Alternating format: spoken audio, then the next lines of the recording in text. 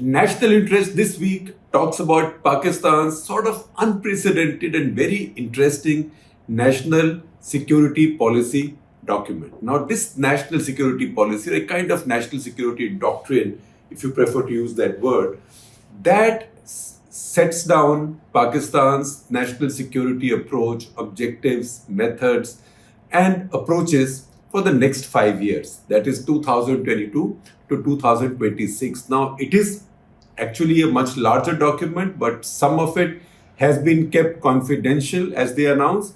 But 48 pages are available to all of us to read. And these 48 pages are actually set up in large type, as I will explain to you. And it has some interesting nuggets. So that's what we are talking about. And you know what? We are getting over a lot of skepticism because people usually would say, Pakistanis, they keep talking. Why bother?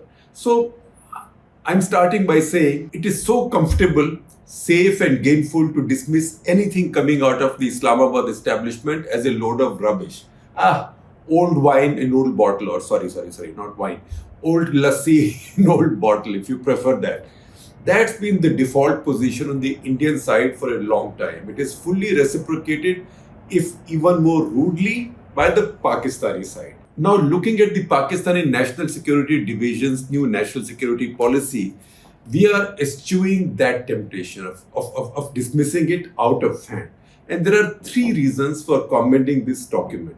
First of all, that it's short, 48 pages in very large, very legible, very readable type. So it's easy. Second, most of it is just faff. Just faff, virtue signaling and platitudes. You can speed read those parts, or you can let your eye glaze over all of those. You can skip over all of those. And third, it still has nuggets that anyone on the Indian side would find interesting and useful to reflect on and debate. Unless the only debates you participate in are the little warfare sessions on our prime time, on our warrior channels, then you don't have to read anything. You can go and demolish Pakistan every evening anyway. And if that is your intention, why even bother reading what the quote unquote evil establishment has written? Who takes them seriously? That is one way of dismissing it, but we are not doing that. Now, we do not have the scholarship to tell you what Chanakya might have said on this. Because you know what? So much is attributed to him, as to Sun Tzu, Confucius, and other notable people like that it becomes very difficult to tell fact from fiction. You can pretty much invent anything and say Confucius said it, Kautilya said it, Sun Tzu said it. So what we are doing is we are taking a leaf from the book of Anil Swarup, who is a former secretary to Government of India. He's been HRD or Education and Coal Secretary. He writes very thoughtfully. He's a significant thought leader. We will play safe and borrow an idea from former top civil servant Anil Swarup, who prolifically tweets sharp points, hashtag what Kautilya didn't say or what Chanakya didn't say. So here is another thing Chanakya definitely did not say. He did not either whisper to Chandragupta or write in any of his treatises as follows: never talk to your adversary, never read their lips, and definitely never read anything they publish, especially on their strategic vision. Chanakya, on the contrary, would have wanted us Indians to make a close study of this, even if it wasn't a mere 48 pages in large type with exactly 113, that is 113 words on Kashmir.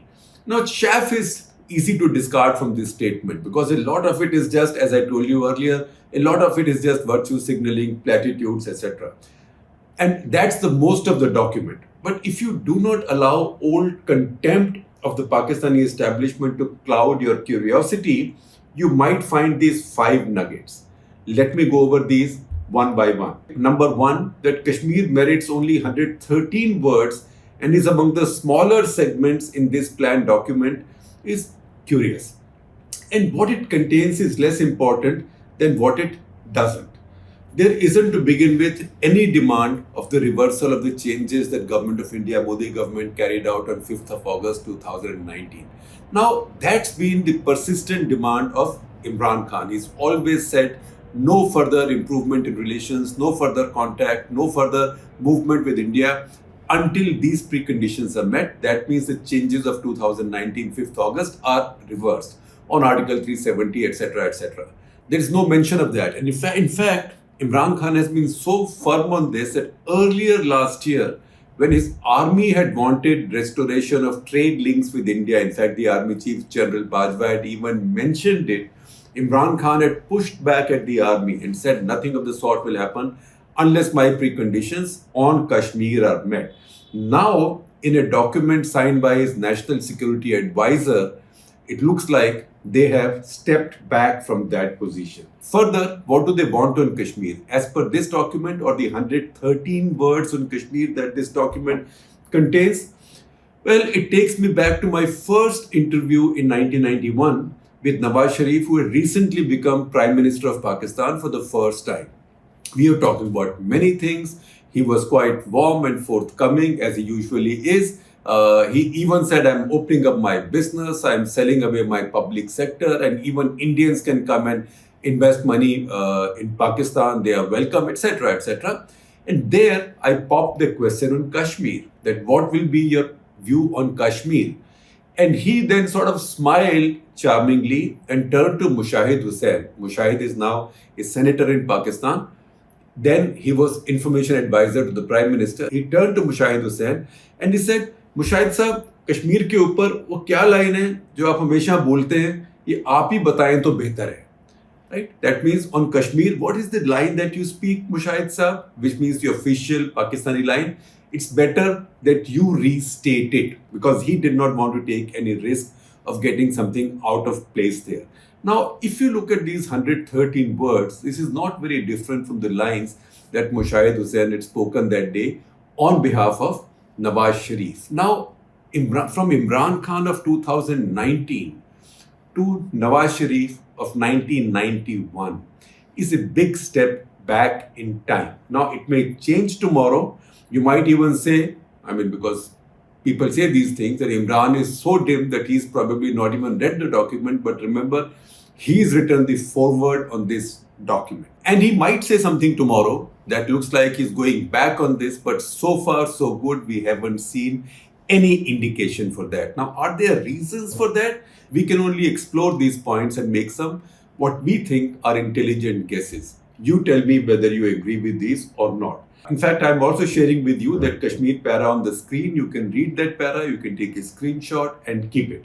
Now, number two, the emphasis on the economy as the main bedrock of national security is again interesting on this Pakistani document. We can see Pakistan is hurting economically with internal stability and global indifference. This comes exactly in the weeks when they are involved in humiliating negotiations with International Monetary Fund for further dispersals of their sanctioned loan. This, by the way, is their 11th loan from IMF since 1993. They are kind of chronic borrowers. Now, Imran Khan may have said earlier this week in a rhetorical sort of statement that Pakistan's economy is in a better place than India's, but certainly he or his people are not saying this to IMF. In fact, if anything, Pakistan is finding it much too onerous to fulfill its conditionalities with the IMF because it fears that they will fuel inflation and cause further popular resentment. It has asked the IMF board, Pakistan has asked the IMF board to defer its meeting to the end of this month so that it could negotiate a bit more.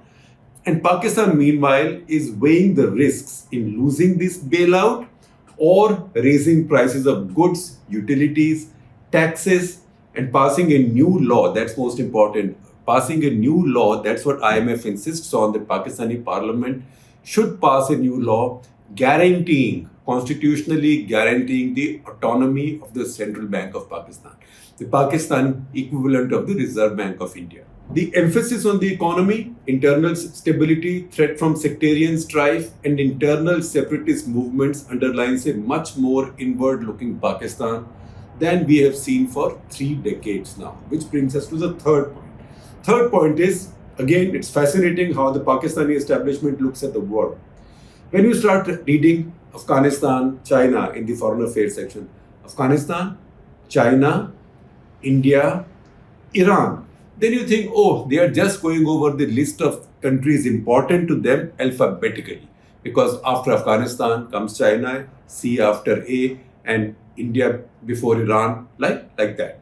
But that list ends with India. What happens after that? After that, there is a sizable section called rest of the world.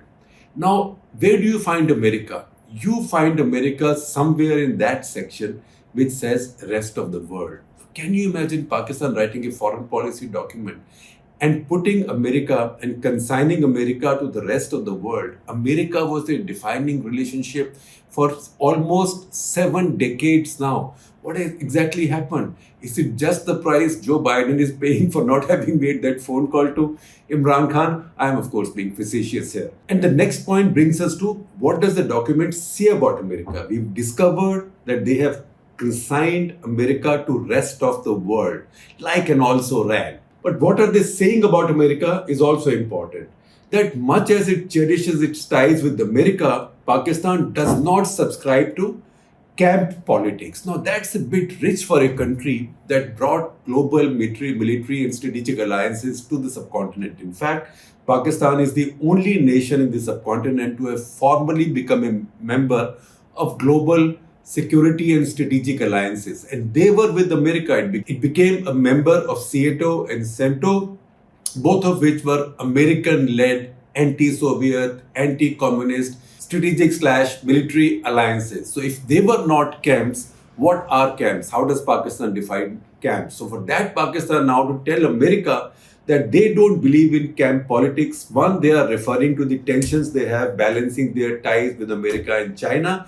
And second, they are also hinting at growing ties between India and America. In fact, at some point, they also say that Pakistan is very worried about what is being said about the Indian Ocean region. And they say, these are exact quotes from the document, they say that they don't like the idea of any particular country becoming the or claiming to be the net security provider for Indian Ocean region. You can translate all of that in one word, that is India. Pakistan also says in the section on America, short section on America, Pakistan also says it does not like the current reality where its ties with the US are purely located in counter-terrorism cooperation. Translated into simple English, what this means is Pakistan saying to America, must you continue to see me only as a global migraine? Am I not worth a lot more? The frustration over the indifference of the oldest ally and the patron now is quite evident. It reflects again when the document talks about India and complains that counter-proliferation restrictions on India have been lifted, sort of, the document implies, arbitrarily or unfairly. Which is our fifth and last takeaway. There is more than one reference to the ideology currently ruling and driving India. There is the mention of Hindutva politics, which needs hostility to Pakistan as the center point of our internal politics. There is also a fear expressed that an India driven by this ideology could try enforcing one-sided solutions or military options against Pakistan, or warfare could break out, whether conventional or, interestingly, it's an expression that this document uses, of no contact variety. Now, what no contact variety is, the authors do not specify, and we can only guess what they mean. It could be a reference to cyber warfare, standoff weapons like long distance missiles, but standoff weapons also ultimately will cause some kind of contact, because if one side uses standoff weapons, so will the other, or most likely so will the other. So there will be contact, whether it's a physical contact between troops or bodies of people or bodies of soldiers from the two sides or not, there will be contact. So we don't know what they are talking about, or are they just talking about political campaigns against Pakistan and pressures as in key foreign capitals and on multilateral bodies, just as or on multilateral bodies like the IMF. We can't say for sure right now, except that these apprehensions need to be taken note of.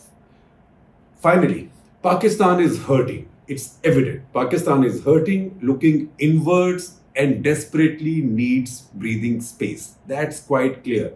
It is realizing its loss of global stature and friendship with the US, which is unidimensional and limited to, in simple words, you better be a good boy and ensure your territory or territory influenced by you, namely Afghanistan, is of no further nuisance to me.